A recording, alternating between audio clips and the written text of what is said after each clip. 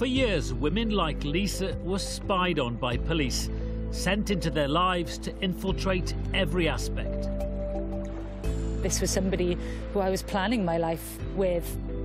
I would never have consented to have a sexual relationship with a police officer, and certainly never somebody who was being paid to pass on information about myself and my friends. Lisa's group and other protesters from Wales were targeted by undercover police. They had a whole backroom team of officers making sure that their deceit was successful. Nobody stands a chance against that. Rosa was also lied to. She even had children with an officer. My partner was played by an actor. Through every sexual act that occurred was a paid police officer on duty, specifically deceiving me. Tonight, those involved tell their full stories on TV for the first time, and they ask if anyone will ever be held accountable for the abuse they suffered.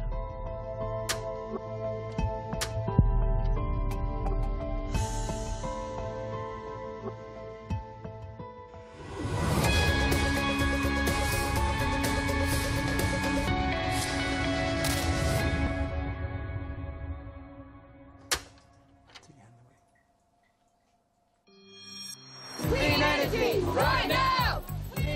The whole story of undercover policing may never have come to light if it wasn't for a woman from Wales.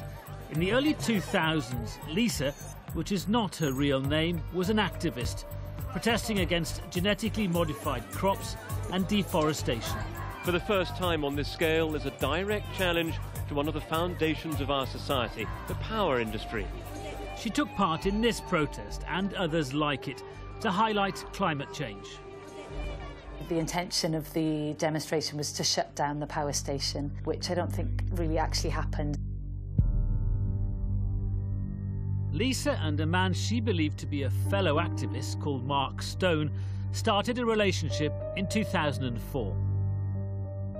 On this protest and others, he was a very willing and convincing participant. Absolutely. He was a key organiser in lots of ways. He facilitated all of the transport. He would have done a lot of the logistical planning for this kind of thing. You know, he was really in there, in the thick of it. And so that, you know, there was no reason to believe that he was the source of the kind of police information. What Lisa didn't know is that Stone was leading a double life. He was only pretending to be an activist. He was, in fact, an undercover police officer, spying on environmentalists and sending reports back to his superiors at the Met Police. There's lots of things that now I would find very suspicious in retrospect, but at the time he talked a lot about having a difficult upbringing and quite a fractious relationship with his family, which was the reason why I never met his mother or I never met his family. In 2009, after 6 years together, Stone abruptly upped and left Lisa. I did see him coming apart, but then I think it's a really cruel way to leave, because it leaves somebody behind really worried for your well-being. He had a breakdown, as far as I was aware, and went away to live in America with his brother for a few months. Then out of the blue, Stone turned up. He'd been gone for 3 months. Back together, Stone and Lisa went on a climbing holiday in the Italian Alps, and it was there that Lisa made a discovery which would bring her world crashing down. Lisa was unaware that Stone was part of a secretive unit that was first established by the Metropolitan Police in 1968. It was set up in the wake of violent protests against the Vietnam War.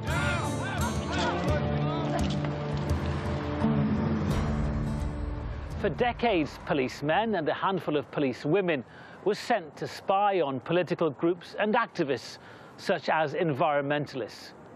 More than 1,000 different organisations were spied on, and individuals like Lisa targeted, and they would say sexually abused. Officers had relationships that sometimes lasted for years, as the state embarked on a spying policy on an unprecedented and almost industrial scale. One of those spies infiltrated a group that used to meet at a bar in Cardiff. Andy? Where? Nice to meet you, mate. Where are you at? Andy Williams helped set up the Cardiff Anarchist Network in the early 2000s in response to the looming Second Gulf War. So a bunch of people in Cardiff got together and formed the Cardiff Anarchist Network. The meetings consisted of between 30 and 60 people or something like that, and we were planning non-violent direct action against the war. In the summer of 2005, a man calling himself Marco Jacobs turned up in Cardiff and was accepted into the group. He was very outgoing, very friendly, very easy to get along with, somebody that you just wanted to be around. He was a bit of a drinker. He used to say that his drug of choice was strong European lager. You know, he was good to socialise with, good to be around. Jacobs became a fairly prominent face in the activist scene. So that's the South Wales Anarchist banner, and he's carrying it on that side. At this protest against a military academy at St Athan, and at protests against the LNG pipeline being built across South and West Wales, Jacobs was there offering support. As far as I know, he wasn't a part of the protest camps which sprung up. But what he did do, and what I did along with him, was, you know, often visit them, take down provisions, take down food, take down kind of warm blankets and clothes, and supporting the people who were taking direct action against that kind of pipeline. The man Andy and his friends had known as Marco Jacobs, who said he was a truck driver, was also an undercover police officer. He'd been sent to gather intelligence on the group of anarchists in Cardiff. There are occasions when there's national security at stake. You can imagine, you know, a terror network, either a far-right terror network or an Islamist terror network. It would be very valuable and very effective to have an undercover officer in there. Of course, yeah, and in those spheres, no real complaints from me. Go ahead. But the protest groups that were infiltrated by undercover officers in the cases that you're talking about, these were not violent social movements. You know, they're not comparable.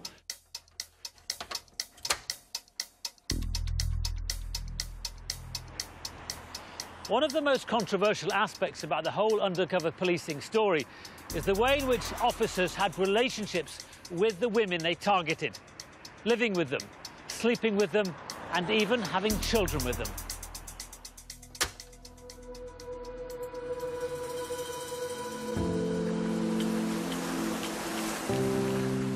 There was no loving relationship. My partner was played by an actor.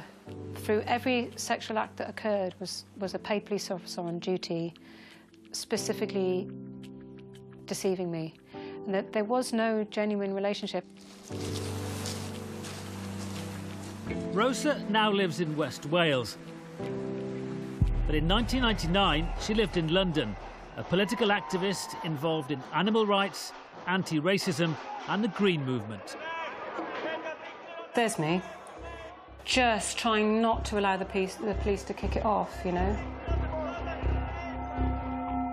A group of environmentalists calling themselves Reclaim the Streets used to meet at a pub in central London, and it was here that Rosa met a man who would change her life forever.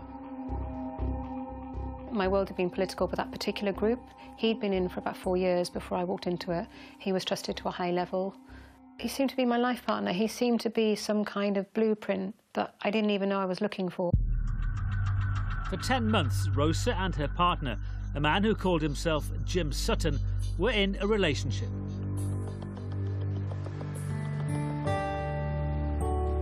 We were talking about children, we were talking about moving back to Wales. I started learning Welsh language before I met him when I was in London, and it was closing a circle for me. There was a lot of longing to come home to Wales. Then Jim Sutton dropped a bombshell. In echoes of what Mark Stone had done to Lisa, he said he needed to get away. Rosa thought Sutton was having a breakdown. After months missing, Sutton got back in touch, sending Rosa postcards and letters. It probably does you good to escape from my control freakery. I'm sorry if I was a bit wired during the last few weeks, and I hope I didn't hurt you. Rosa was doing her own detective work. She couldn't find any trace of the family Sutton said he had. So after 9 months, she decided to go to South Africa to try and find him. There was the being deeply in love with my partner and a chance to sort that out. There was the being worried that he was telling me he was at risk and he wasn't coping and he was trapped and feeling responsible. And then there was needing answers for me. I could get on with my life then. I could move on. Lisa was also trying to move on with her life. Mark Stone had returned and later they went on holiday together. But a chance discovery would change everything and go on to expose undercover policing. We'd gone on a trip to Italy and we'd gone climbing and we were in his van and he'd gone off mountain biking and in the glove box were some documents and crucially his passport. And as you do when you come across somebody's passport, you take a little look at the picture. But I'd never seen this one. This one had his name as Mark Kennedy, whereas I'd known him as Mark Stone. Unbeknown to her, Stone's covert deployment had been terminated 3 months earlier, and as a result, he'd chosen to quit the police.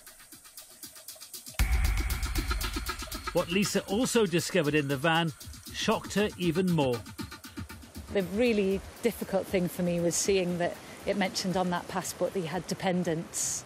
You know, that made the ground absolutely open up beneath my feet to find out that my partner had children that I didn't know about, and that, you know, that's huge. And it led me to kind of root around a bit more and, you know, to find something. I found a phone that had some messages on it from 2 children calling him Dad.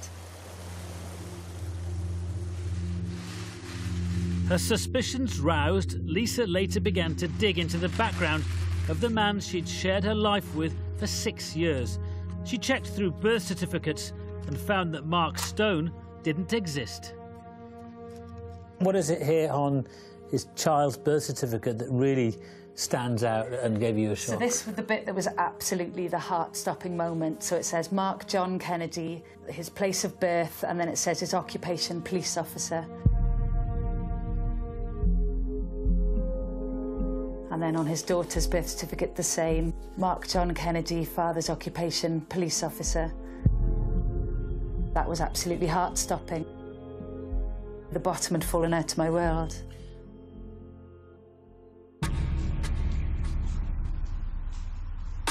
Rosa had returned from South Africa. She was still searching for her partner, Jim Sutton, and clues led her to South London and the offices of the secret police unit that Sutton worked for. Just 2 days later, he reappeared. It was Monday, November the 5th, 2001, a date she'll never forget. She was working her first day in a bookstore on this street. Bang on 3 o'clock in the afternoon, in the fiction section. Again, if you made a film out of it, you'd say, you know, this is not realistic. And he walked. And I put my hand over my mouth and I pointed at him. He asked if he could give me a hug, and he did. And he said, "Oh, you're really shaking. You're really thin." And he thought, you know, don't be angry. And I was like, no, I'm not angry. And I just needed him not to run. I needed to know what happened to my life, what the hell was going on before he ran. Rosa now believes this was no coincidence. She thinks all her inquiries about Sutton had triggered a response from the police, and he'd been sent to find out what she knew. She says the encounter forced Sutton to confess he was living a lie. He told her his real name was Jim Boyling. He also admitted he was an undercover police officer.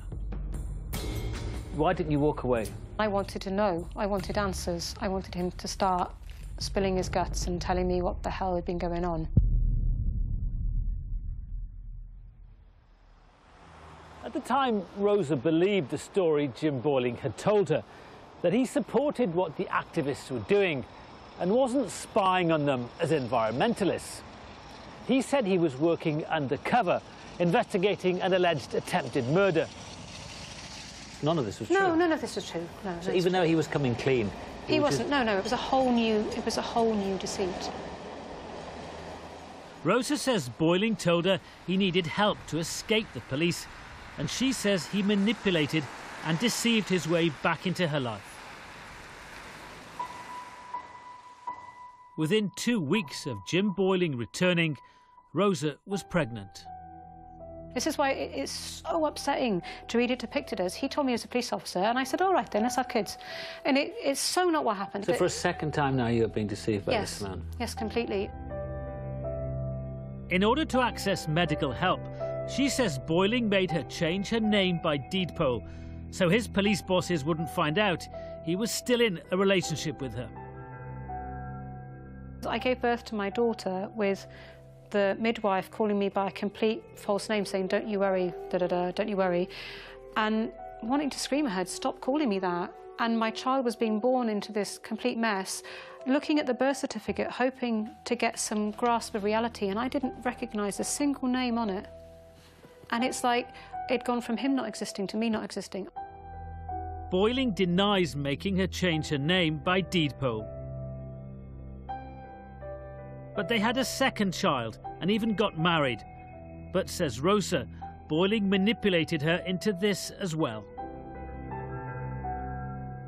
Some people who don't know that he was lying to you for a second time might question your decision. The fact that you went back to him, you married him and you had children with him. I think not understanding how damaged I was, not understanding what was occurring. Anything he would have said would have been more believable than the truth. I knew my partner. I slept next to him. I knew my society. I knew they didn't do such things to that degree in political movements. And the idea that my partner never existed and was a fabrication played by an actor sent in by the state in order to spy on me as a peaceful green activist was ludicrous and shook everything that I believed in.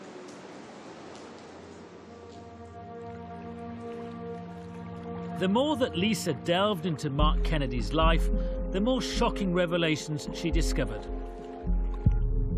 He had a home in Ireland where he lived with his wife and 2 children.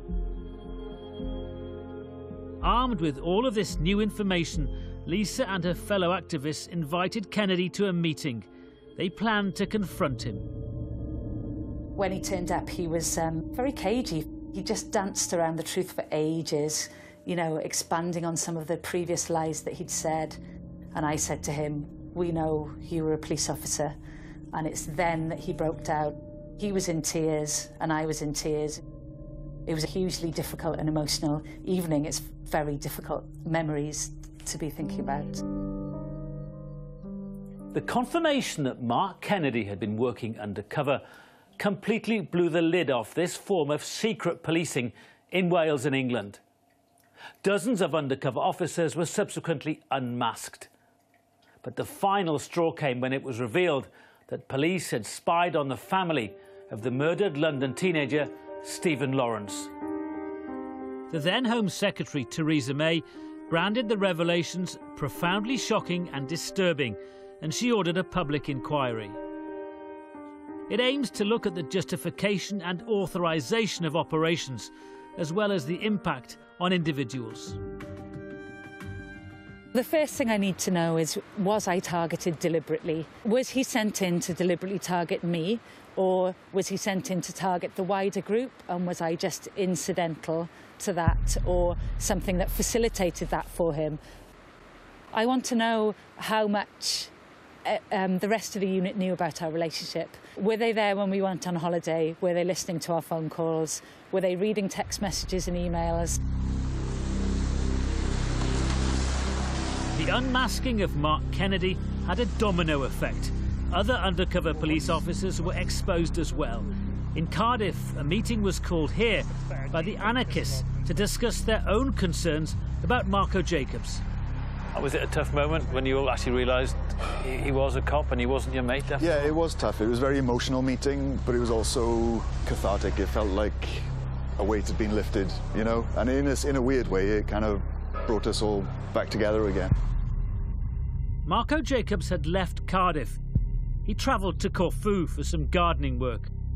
At first, he'd kept in touch. Then he stopped answering phone calls, text messages and emails.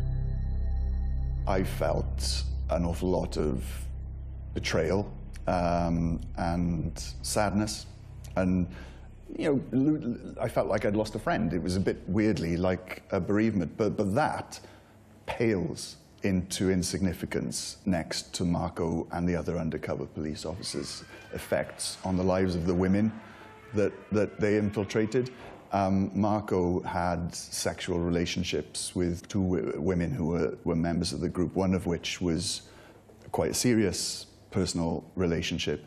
And it's the most heinous of the injustices that's related to the whole spy cop scandal in my book, is the effect on the women who they duped into relationships with undercover officers. And that is just inexcusable. Marco Jacobs denies having sexual relationships with two women from the group.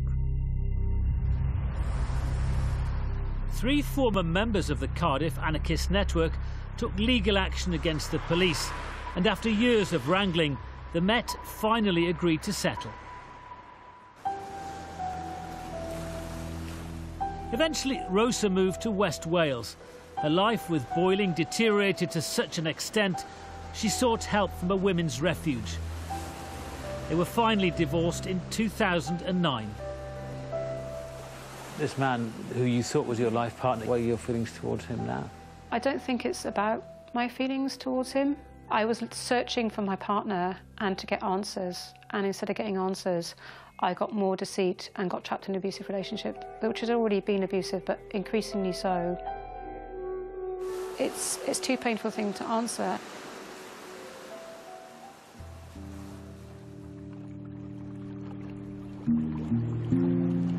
And Lisa? She discovered that her partner was in fact a married father of 2 called Mark Kennedy. He'd not only been living a lie, she says he'd also been spying on her. I feel like those years were stolen from me. They were stolen from me by the Metropolitan Police, who knew this was happening, and it appears to have been part of their tactic. This deception, this relationship, this abuse wasn't just being perpetrated by one person. It wasn't just between myself and Mark. It was the whole police department. It was who else was watching and listening and complicit in that. So I almost think that there is a case to answer for conspiracy to assault and abuse, or conspiracy to rape. It's been difficult for me to think of it in those words, but I think that is actually what it was when it comes down to it. Mark Kennedy declined to be interviewed for this programme. But he has previously denied that his relationship with Lisa was state-sanctioned abuse. I know that the relationship that we had outside of what names were was probably one of the most loving experiences I've ever had. I was lying to her about my name and who I was, yes, and it's very hard to know that that's really hurt her, and she's terribly upset about that. And it's something which I'm still finding very hard to deal with, and will for a long time to come. He also denies filing intelligence reports on Lisa. Kennedy was exposed by activists and in the press. The story was headline news for weeks. Kennedy left the Metropolitan Police, but what about those who stayed in the force? Officers like Jim Boiling. He'd had a relationship with Rosa and had fathered 2 children with her. Last year, Jim Boiling was sacked by the Met for gross misconduct because of his relationship with Rosa. It's not clear how much Boiling's superiors knew about the relationship, but the disciplinary panel said the system of control and governance over officers like DC Boiling was severely lacking. They had a whole backroom team of officers making sure that their deceit was successful, and they had training in manipulation, and nobody stands a chance against that. Boiling himself turned around and said, oh, you know, having the relationships, it's needed for cover, so it's just an instrumental tool using the public in that way, and it's and people going in our needs. So what we're just unwitting prostitutes, unwitting unpaid prostitutes. Boiling disputes Rosa's version of events and challenges her account of their relationship. He also insists she was not a subject of any police interest. 3 years ago, the Met paid compensation to 7 women, including Rosa and Lisa. The force also apologised, saying the sexual relationships were abusive, deceitful, manipulative and wrong. I acknowledge that these relationships were a violation of the women's human rights, an abuse of police power and caused significant trauma. Crucially, the Met said it would not have authorised officers to have sexual relationships. The forming of a sexual relationship by an undercover officer would never be authorised in advance, nor indeed used as a tactic to a deployment. But last year, the Met admitted that Kennedy's handler and line manager knew about and acquiesced to Kennedy having a sexual relationship with another female activist. That admission has left women like Lisa and Rosa to question the Met's apology.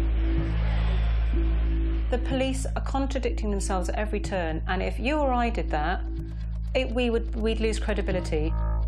I needed them to apologise to my children as well, not just to me, for what they were put through before we escaped to refuge. The Met insists that undercover policing is still a valid tactic. It blames individual officers for abusing their positions. The public inquiry into undercover policing in England and Wales began here more than 3 years ago. But it's yet to hear any evidence, and it's not expected to report for another 4 years. There are also fears amongst many of those involved that the whole thing could amount to nothing more than a whitewash. They need to recognise what they've done is wrong, and most importantly for me, I think, is to know that it isn't still continuing. Some other public inquiries have failed, and then new public inquiries have been announced. For example, it took the Hillsborough families 20 years to gain the truth. All 3 of the former undercover officers in this programme no longer work for the police, but they're expected to give evidence to the public inquiry. For the women who form such intimate relationships only to be betrayed, they're still trying to rebuild their lives. When people have had bereavements, you need to know what happened to a loved one before you can really properly move on. And in this case, it almost feels like there was a bereavement. But I haven't just found out that my partner has died, I found out that he'd never existed in the first place. And the strange places that sends your head is just, you can't really explain.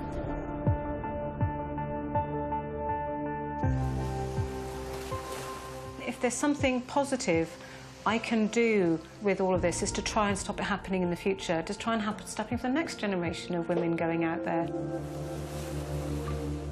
The woman and the children are left to defend themselves and deal with that on their own against someone who's so convincing and is trained in it.